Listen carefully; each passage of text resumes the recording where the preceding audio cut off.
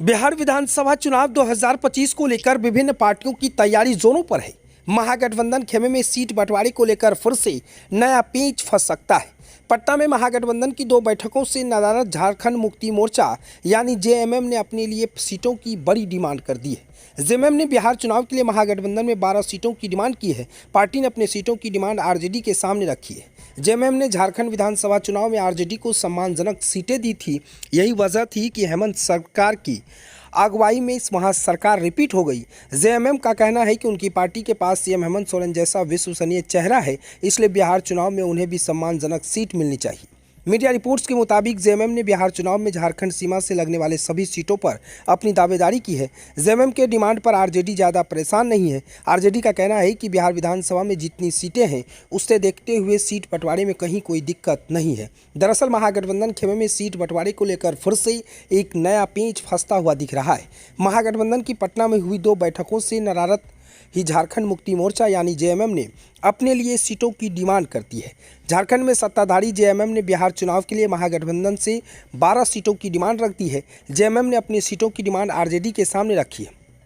झारखंड विधानसभा चुनाव में जेएमएम ने आरजेडी को सम्मानजनक सीटें दी थी, जिसके बाद हेमंत सोरेन की अगुवाई में वहां सरकार रिपीट हुई। ऐसे में जेएमएम का जो हाय है, उनका कहना है कि उनकी पार्टी के पास सीएम हेमंत सोरेन जैसे चेहरे हैं, इसलिए उन्हें भी बिहार चुनाव में सम्मानजनक सीट मिलनी चाहिए। सूत्र बता रहे हैं कि आरजेडी ने जेएमएम की डिमांड पर बहुत ज़्यादा परेशान नहीं है।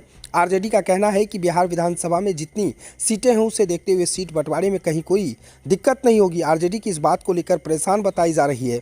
महागठबंधन के तमाम घटक दलों के बीच तेजस्वी यादव को मुख्यमंत्री का चेहरा बनाए जाने पर अब तक सहमति नहीं बनी हुई है। बता दें कि महागठबंधन में कांग्रेस 2020 के चुनाव की तरह कम से कम 70 सीटों पर दावेदारी ठोक रही है। वहीं वाम दल भी अपने लिए इस बार ज़्यादा सीटों की डिमांड कर रही है। ऐसे में अब कयास लगाए जा रहे हैं कि तेजस्वी यादव कैसे अपने सभी दोस्तों को हैंडलिंग करेंगे, क्योंकि बिहार में तेजस्वी यादव मुख्यमंत्री चेहरा अपने आप को कह रहे हैं, उनकी पार्टी कह रही है, लेकिन महागठबंधन की तरफ से अब तक किसी भी तरह के मुख्यमंत्री चेहरे घोषित नहीं हुए हैं। अब जेएमएम पार्टी ने भी तेजस्वी यादव को बड़ी टेंशन दे दी है। जेएमएम ने साफ तौर से कहा है कि बिहार चुनाव में हमें सम्मानजनक सीटें चाहिए। जैसे हमने उन्हें विधानसभा के चुनाव में सम्मानजनक सीटें दी थी, उसी तरह हमें भी सीट चाहिए, क्योंकि हमारी पास में हेमंत सोरेन जैसे विश्वसनीय चेहरा है, इसलिए हम सीट चाहते हैं और बड़ा डिमांड चाहते हैं। इसलिए इसके बाद तेजस्वी यादव के खेमे तेजस्वी यादव की पार्टी में टेंशन है,